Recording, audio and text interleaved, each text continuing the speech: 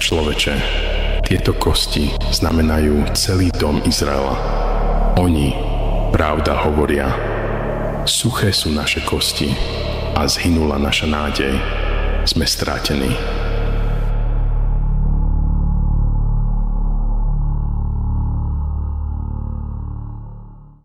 Preto prorokuj a povedz im: takto vraví Pán, Hospodin.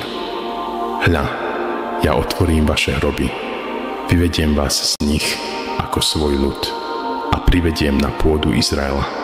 Potom spoznáte, že ja som Hospodin, keď otvorím vaše hroby a keď vás vyvediem z vašich hrobov ako svoj ľud. Vložím do vás svojho ducha, ožijete a zložím vás na vašu pôdu. Potom spoznáte, že ja, Hospodin, som povedal i splním to, znie výrok Pána, Hospodina.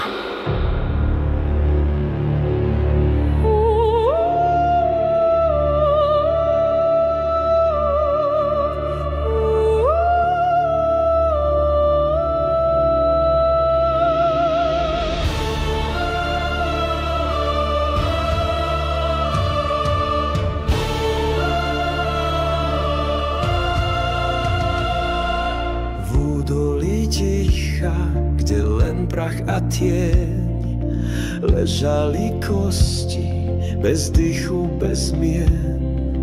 Otázka znela: môžu žiť znova? Len tvoje slovo prináša slnko. Zo štyroch strán voláš vietor, Duch Svätý zostup, dýchaj v nás. Dýchuješ žid, povstávame zo smrti k životu.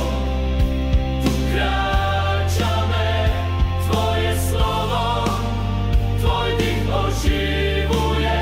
Náš Boh je Pán, čo zázrak činí dnes. Kosti sa spájajú, mäso sa tvorí, zem sa zatrasie, nádej sa zrodí.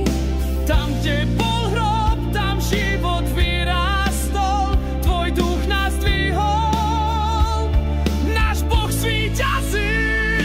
Je život, povstávame zo smrti k životu. Tu kráčame, tvoje slovo, tvoj dých oživuje. Náš Boh je Pán, čo zázrak činí dnes. Suché kosti, počujte slovo Pánovo. Zo štyroch strán prichádza duch. Život sa vylieva, moc Božia vstáva. Páne náš Boh, nádej nikdy nezhasne.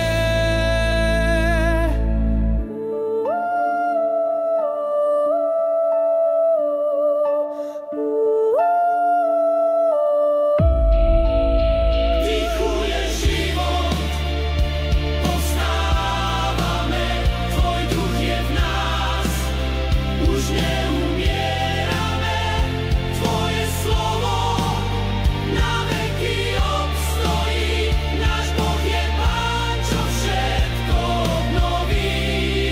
Ja som Pán a vy budete žiť.